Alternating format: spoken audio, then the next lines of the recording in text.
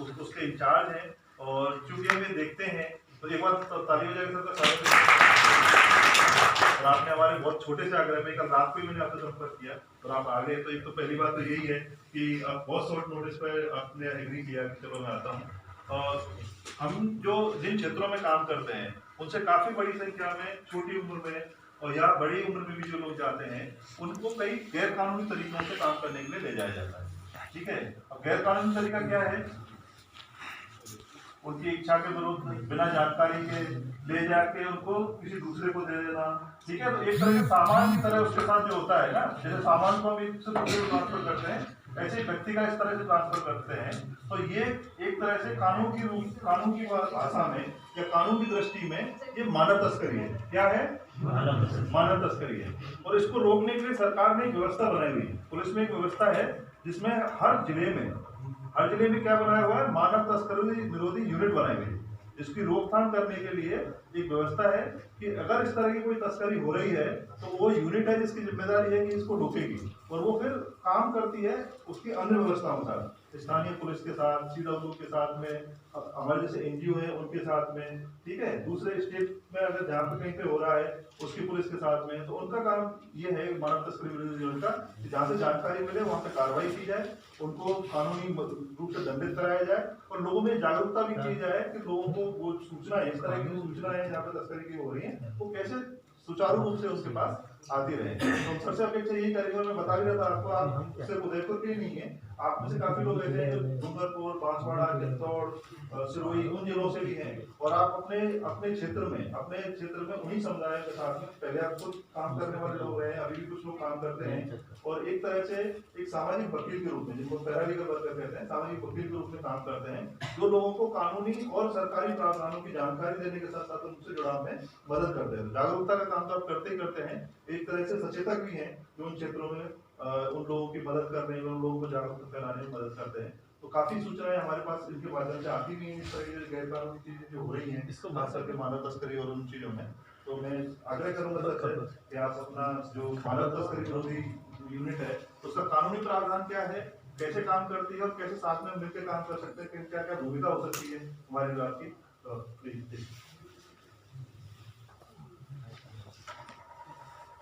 सम्मानित Santosh ji sir, madam विभाग आज के हैं,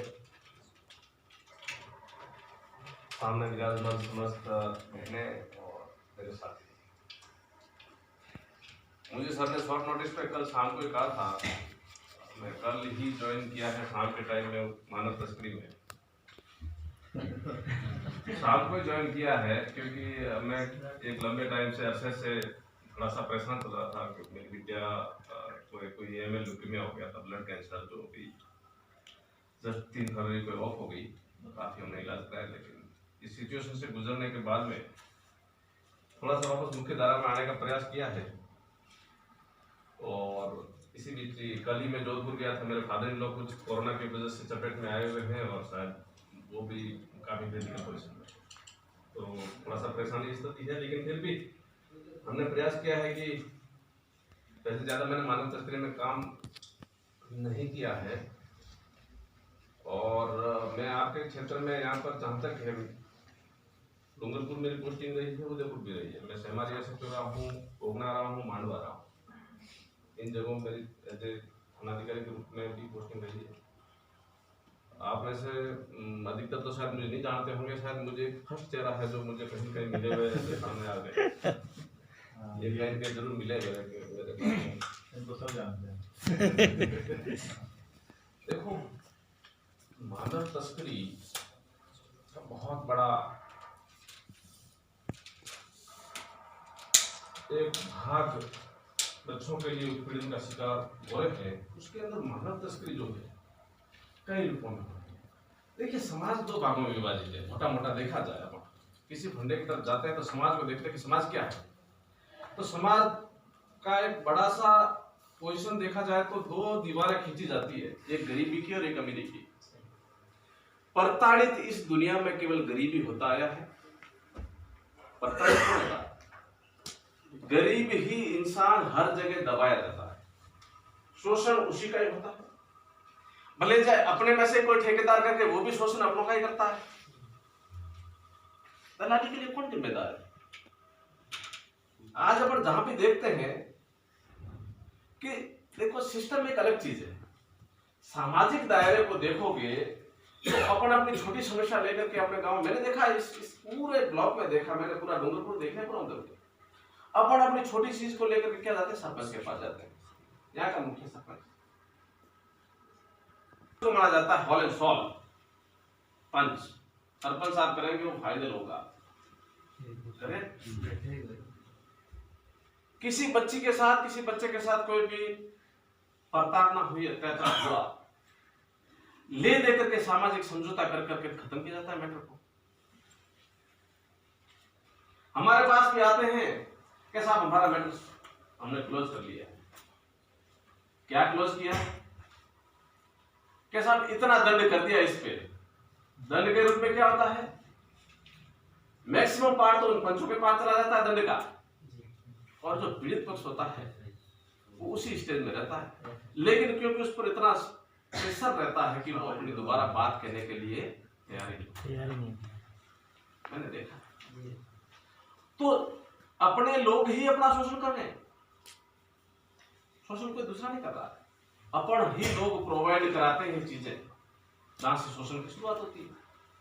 अगर आप खुद ही इस चीज के लिए मुखर हो जाएंगे, विरोध करना शुरू करेंगे, तो मैं नहीं सोचता हूं कि ज्यादा समय तक ये शोषण चल सकता है। ज्यादा नहीं सोचता। हर एक आदमी दो पैसा लेने की कोशिश करता है, और ये प्रवृत्ति जब तक जिंदा रहेगी तब तक इस दुनिया में शोषण गरीबों का नहीं हो सकता।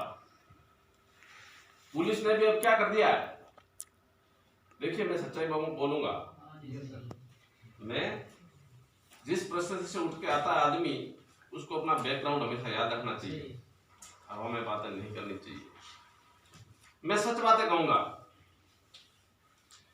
कि पुलिस भी आज के टाइम में इस ऑर्गेनाइज्ड क्राइम में कहीं न कहीं दब जाती है, क्योंकि मानव तस्करी इतना बड़ा ऑर्गेनाइज्ड क्राइम है, संगठित गिरोह द्वारा किया जाता है, और संगठित गिरोह की पहुंच बहुत ऊपर तक रहती है, और पुलिस हम चाह करके उसका ज्यादा कुछ नहीं बिगाड़ पाते, ठीक है, और ले दे के खामियाजा वापस हमको ही कुछ चीज का भुगतना पड़ता है। इसीलिए जब तक समाज जागृत नहीं होगा तब तक इस बुराई को समाप्त नहीं किया जा सकता। जागृति तो समाज को ही होना पड़ेगा, सक्षम अपन को खुद को होना पड़ेगा। इंसान केवल गरीबी का रोना रोएगा या सरकार के आस पर बैठेगा कि सरकार मुझे दे और मैं अपना परिवार पालूं, तो आप सफल नहीं हो सकते। आपको अपने बुरे व्यसन छोड़ने पड़ेंगे। गरीबी का मुख्य कारण भी बुरे व्यसन है। आप 1 रुपया कमाते हो और 2 रुपया खर्च करते हो, तो 1 रुपया उधारी का वो चुकाने के लिए फिर आप क्या होता है, आप अपने बच्चों को बेचते हो। ये सिस्टम जब तक अपन खुद नहीं सुधरेंगे तब तक पड़ोसी की सुधरने की आशा नहीं कर सकते। सुधार तो स्वयं से शुरू करना पड़ेगा। गरीब हर एक इंसान, ऐसा नहीं है कि अमीर पैदा होता है। मेहनत तो खुद को करनी पड़ेगी। इस दलदल से निकलने के लिए, सक्षम होने के लिए खुद को कोशिश कहीं करनी पड़ेगी और बचाव करना पड़ेगा। 2 पैसे का बचाओगे तभी तो बूंद बूंद से घड़ा भरेगा। पर दारू पी पी करके निकालते जाएंगे तो कहां से सुधरेंगे अपन?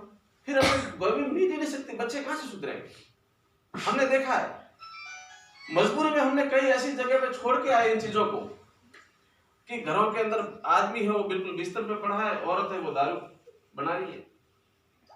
हमें पता है कि क्राइम है, अपराध है, लेकिन क्या करें? ऐसी स्थिति में हम उसको छोड़ के आगे क्या क्या आगे मेहरबानी कर अब इसको छोड़ देते हैं, क्योंकि तेरे बच्चे यही पीना सीख जाएंगे जो आज तेरा ये पति जो पड़ा है हाथ में चलने फिरने की स्थिति बनी है। और क्या करते हैं आप? यूरिया फलाना फलाना डाल करके नशा तेज करने की कोशिश की जाती है और उसी में मारे जाते हैं। इस की औसत आयु क्या होगी पता है? 45 ईयर का आदमी अपने अंतिम सांस गिनता है। 45 साल की औसत आयु, आप औसत आयु गिनने जाओगे कि आदमी की औसत आयु क्या है? 45 वर्ष। बहुत दुर्दैवी चीज है। तो ये गरीबी एक ऐसी जड़ है कि इसको इस सिस्टम से जब तक इस गरीबी से नहीं निकलेंगे तब तक ये तस्करी की बातें करना भी या बच्चों को बचाए रखना भी एक बेबुनियादी बात है। और तस्करी के जो मोटे मोटे कारण है, सबसे पहले कि बच्चों को घरेलू अनुशासन, बच्चों को मारते पीटते घर में, खाने पीने की चीजें नहीं होती है तो बाप दारू पी करके मारता है, तब बच्चा घर से भागता है, उसको डर पैदा हो जाता है। जहाँ इसलिए मिलना चाहिए, बच्चों को पढ़ाई के लिए प्रेरित होना चाहिए, वहां ये चीजें उसको प्रोवाइड नहीं हो पाती है, तब बच्चा घर से बाहर जाने की कोशिश करता है। दूसरा बात है कि यार मेरे साथ में चल रहा है, अहमदाबाद में बहुत अच्छी चीजें हैं, वहां पर मौज कराएंगे, खूब पैसा है और वहां लाइफ स्टाइल अलग है, ऐसे प्रलोभन दिए जाते हैं। और उस प्रलोभन में बच्चों का तो मानसिक विकास इतना होता है कि वो उस प्रलोभन का शिकार हो जाता है, और वहां जाने के बाद में उसकी दुनिया उजड़ी हुई होती है कि वहां तो कर जाए, वहां जाकर के उसको वही काम करने जो वो कहा उसको कहा जाता, नहीं तो वही मारपीट और वही चालू हो जाता। अभी अभी आपने देखा होगा कि कोरोना की महामारी आई, ऐसी प्राकृतिक आपदाएं आती हैं जो गरीबों के लिए भारी भयंकर त्रासदी लेकर आती है। कितना विस्थापन हुआ, कितने लोग बेरोजगार हो गए, और इस बेरोजगारी की जगह सबसे ज्यादा मार उन बच्चों पर पड़ी है।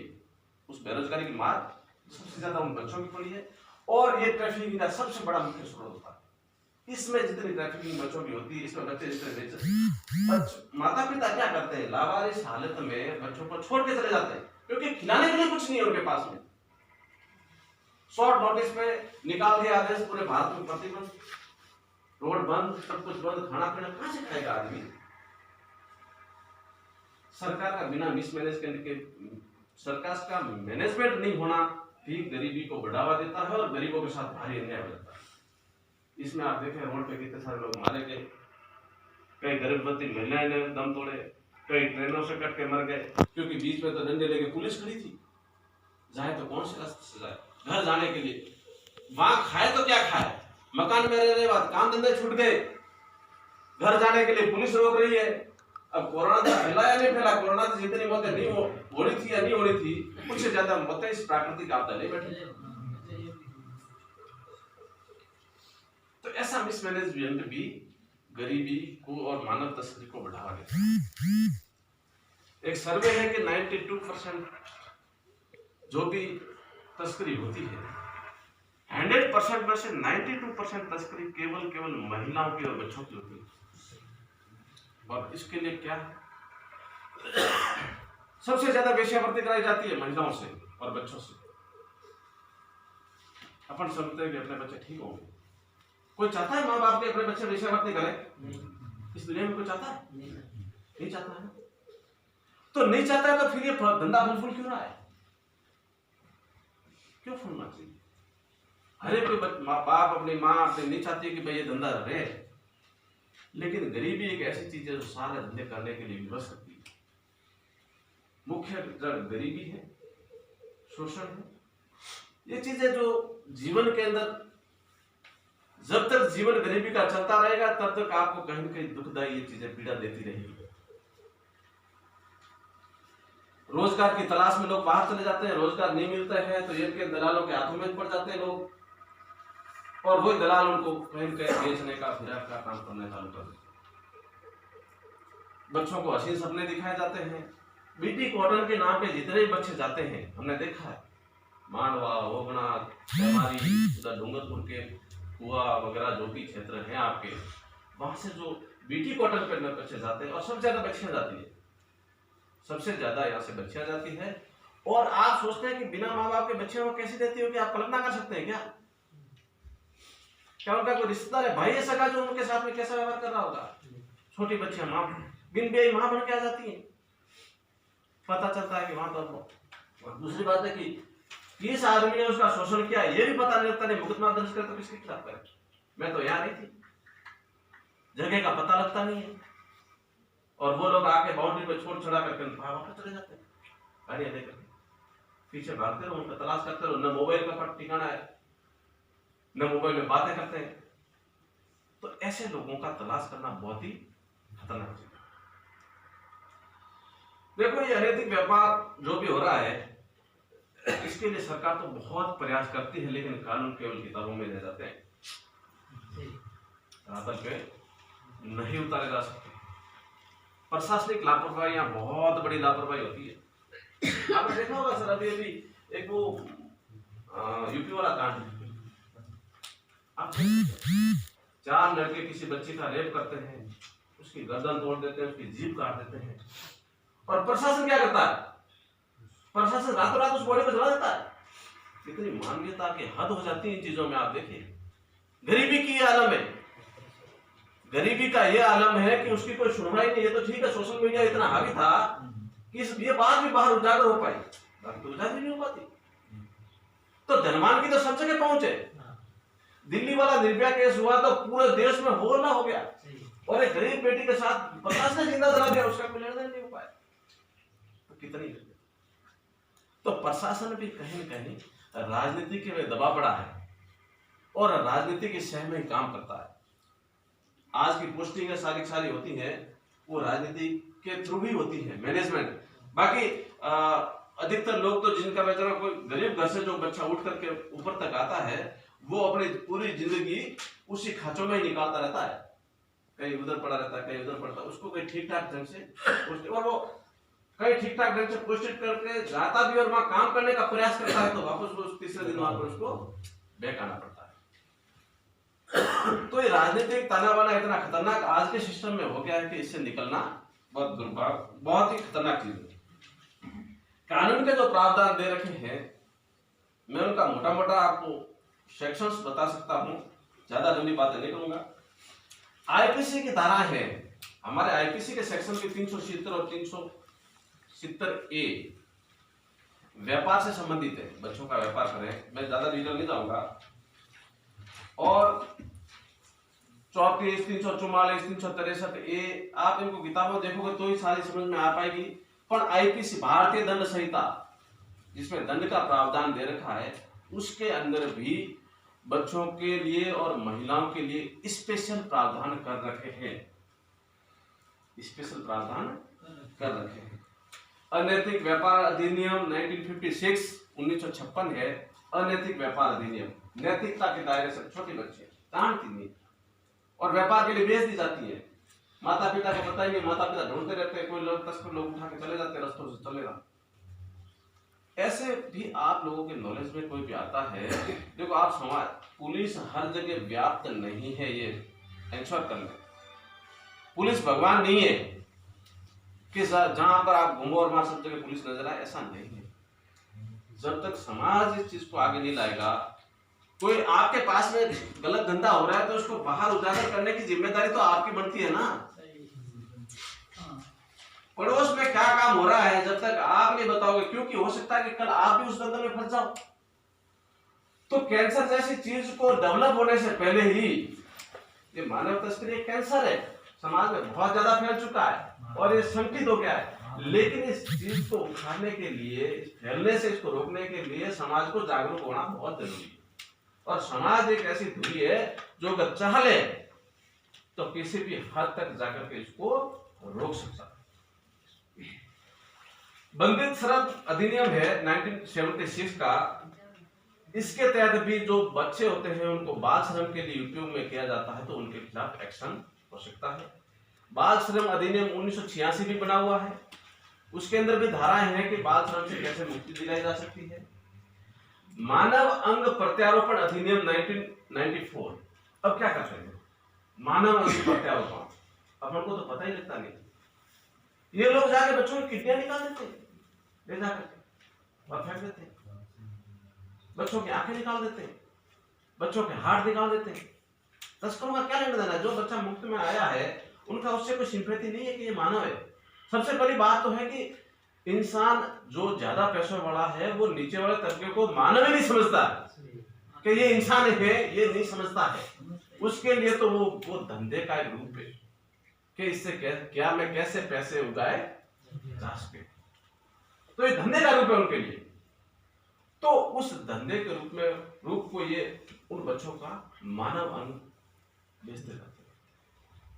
कभी किसी की एक किडनी निकाल दी, कभी किसी की दोनों किडनी निकाल दी।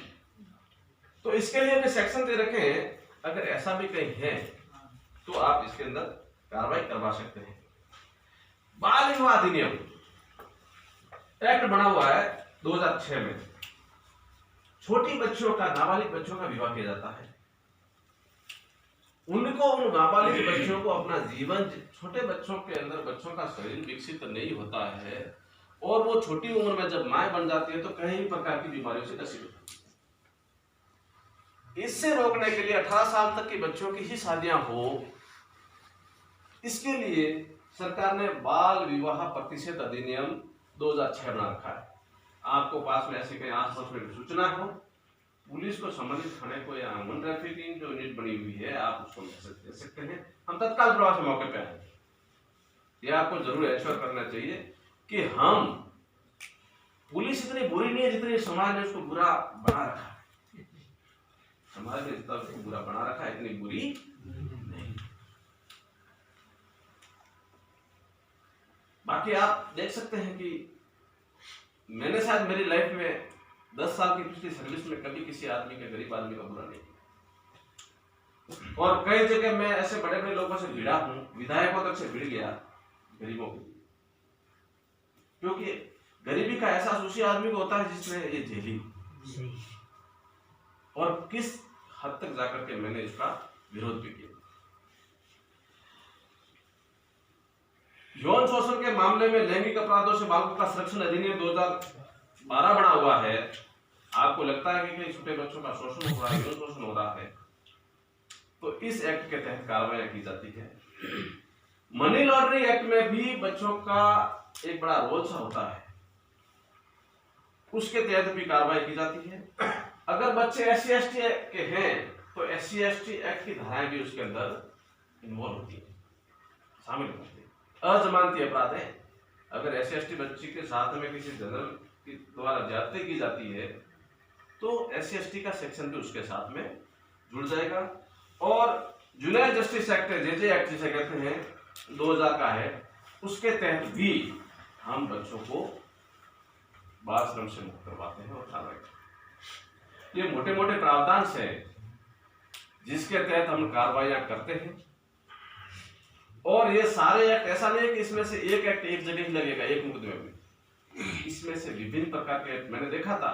मेरा बेसमेंट है, सुनील शर्मा गवर्नमेंट से जो लग रहे थे उस टाइम में, उन्होंने एक फैक्ट्री, उस पर शायद बड़ी सी स्टॉल्स की फैक्ट्री थी, उस पर कार्रवाई की थी और उस मैनेजर को हाईकोर्ट से जमानत करानी पड़ी, यहाँ से सेशन कोर्ट में जमानत कराई, क्योंकि उसके अंदर उसने सारे के सारे अधिनियम थे जो अप्लाई होने चाहिए थे, वो सारे अधिनियम उसने उस धारा को जोड़ा था। तो आप और हम सब मिलकर के देखिए, पुलिस अकेले कुछ नहीं कर पाएगी। जब तक आप सजग नहीं हो पाएंगे तब तक आप हमारे आंख नाक हाथ पांव सब है, आप सूचनाएं देंगे उतना ही हम मजबूती से काम करेंगे और उतना ही इस गिरोह को तोड़ने का प्रयास करेंगे। जय हिंद, जय भारत, धन्यवाद।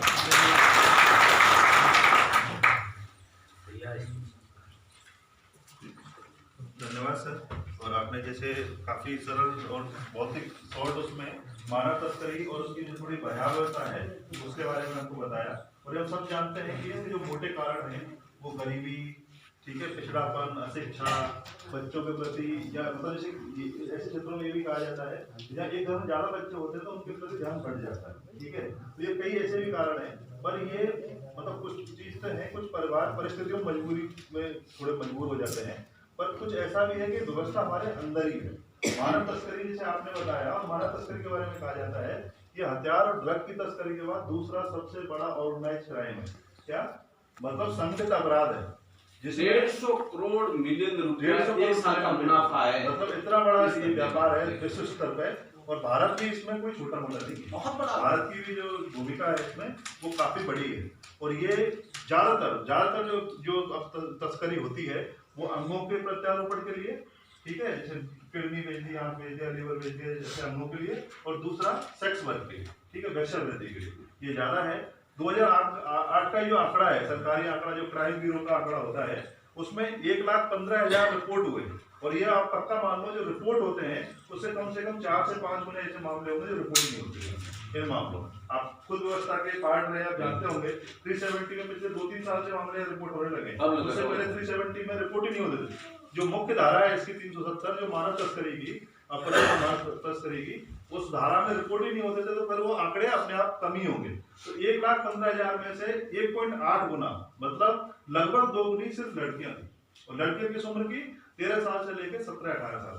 ठीक है, तो आप देख सकते हो वो ज्यादातर वेश्यावृत्ति के लिए इसके वो होता है। पर अपने क्षेत्र का अगर हम देखें, अपने क्षेत्र में थोड़ी स्थिति ऐसी है जहाँ छोटे बच्चों को ले जाया जाता है या काम के लिए ले जाया जाता है, तो जो 370 की धारा है वो 6 शब्द बताती है, जिससे हमें ये देखना ही पड़ेगा हमारे कितने लोग उसमें इन्वॉल्व होते हैं। 6 शब्द हैं, इन 6 शब्दों के इर्द गिर्द इसकी परिभाषा घूमती है कि मानव तस्करी क्या है। सबसे पहले भर्ती, कौन सा, अगर कोई आदमी किसी इस तरह से किसी की भर्ती कर रहा है जो कि तस्करी के माध्यम से लाया गया है तो वो इसमें शामिल होगा। दूसरा है इसके परिवहन करने में मदद करना, बस में बिठा दिया, साथ लेके 4 लोगों को लेके एक जगह से दूसरी जगह पहुंच गया। स्थानांतरण, एक जगह से दूसरी जगह पहुंचाना, ठीक है, उनको शरण देना, क्या कि ये बंदा आया हुआ है रामलाल, ये 2 बच्चों को लेके आया है, मैंने मेरे घर में 2 दिन रोका, बाद में 2 दिन कहीं और जाएगा, मैंने क्या किया, शरण दी है, ठीक है, अपने यहाँ पे रोकने में मदद की है। शरण देना, अपहरण करना या किसी के द्वारा लाने से प्राप्त करना। मैं तो शंकरलाल जी को बैठे पिंडवाड़ा में और ये गोविंद जी लेके 4 बच्चों को लेके शंकरलाल जी को दे आए, तो ये दोनों शामिल है। मतलब ये कहीं मैं तो लाया नहीं भैया, मैं तो यहाँ हूँ, मैं तो राजकोट में बैठा हूँ, मैं तो पिंडवाड़ा में बैठा हूँ, मैं तो सुरई में बैठा हूँ, मैं तो जोधपुर में बैठा हूँ, मुझे क्या पता कौन कैसे कर लाया। पर अगर इस माध्यम से कोई बच्चा आया है या लड़की आई है या कोई पुरुष आया है, महिला आई है, तो वो सब मानव तस्करी में शामिल है। 6 शब्द है, कौन कौन से, भर्ती, स्थानांतरण, परिवहन, शरण और प्राप्ति और अपहरण। इन 6 में से जो जिस भी प्रक्रिया में जो शामिल है वो सब मानव तस्करी में शामिल है। तो ये पूरी चेन है। अच्छा, अब क्या होता है कि ऐसा नहीं है कि हमारे आसपास के लोग ये समझ के मानव तस्करी करते हो कि उसको ऐसे करके ले जाना है, पर वो तो एक प्रक्रिया है ना। अगर आप यहाँ से 4 बच्चों को ले जाके आप पहुंचेंगे और आप लेके उनको जाएंगे राजकोट में और किसी होटल वाले को दे देंगे, वो होटल वाला किसी दूसरे होटल वाले को दे देगा, तो वो तो मानव तस्करी हो गई। आप ये गांव का आदमी ये सोचेगा मैंने कोई तस्करी नहीं की, मैंने उनको नौकरी दी है, वो नौकरी नहीं की, वो मानव तस्करी का हिस्सा है। तो आप अपने आसपास अगर ऐसे अपराध देखें, आप पहले भी सूचना देते रहे हैं और अभी भी दें, और जैसे आश्वासन आप दे रहे हैं कि अगर जैसी सूचना मिलेगी तो अब निश्चित रूप से आप उस पर कार्रवाई करेंगे। और हमारा पहले भी अनुभव रहा है, मानव तस्करी यूनिट के साथ हम मिलकर काफी 3-4 साल से काम करते हैं, काफी केस है जो हुए हैं जिनमें कार्रवाई यहाँ हुई है। हम जरूर आपसे अपेक्षा करेंगे सर कि जिनमें FIR होने के बाद की जो कार्रवाई संबंधित थाने की उसमें थोड़ी शिथिलता है, तो आप अगर आप हैं और तो उन पर थोड़ी सी आपसे मैं चर्चा भी करूंगा, उनको अक्सर शेयर भी करेंगे, उनमें थोड़ी कार्रवाई कर सक्रियता से हो, जिससे जो एजेंट है या जो भी लोग हैं जो इन क्षेत्रों से अपने यहाँ से इन्वॉल्व रहते हैं, जो बस वाले लोग एजेंट वो शामिल होते हैं, ठीक है, जो ट्रेवल कंपनी जो उसमें बार एक ही बस पकड़ी जाती है फिर भी उनके प्रति कार्रवाई नहीं होती, तो उन पर अगर कोई कठोर कार्रवाई होगी तो डेफिनेटली ये रुकेगा। और ये देखा है हमने कि अभी राखी के बाद से जो अभियान चला और जिसमें पुलिस भी शामिल थी, मानव तस्करी यूनिट भी शामिल थी, CWC और शामिल थी, तो उससे कुछ फर्क तो पड़ा है, काफी चीजें कम हुई है, लोगों ने रूट बदले हैं, लोगों ने ले जाना कम कर दिया है, थोड़ी बड़ी उम्र के ले जाना शुरू किए हैं, और इस तरह की जो ट्रैफिकिंग है वो कम हुई है, पर वो बंद नहीं हुई। तो उसको किस तरह से प्रभावी तरीके से और हम रोक सकें और साथ में मिलकर काम कर सकें, वो हम आपसे जरूर भविष्य में अपेक्षा करेंगे। एक बार फिर से धन्यवाद देते हैं आपका। मेरे मोबाइल नंबर आप चाहें तो लिख लें। हाँ सर बता। मुकेश कुमार मेरा नाम है, पुलिस निरीक्षक ASPU 9414 7281 8156 728156 9414 आगे क्या सर? 7281 7281 56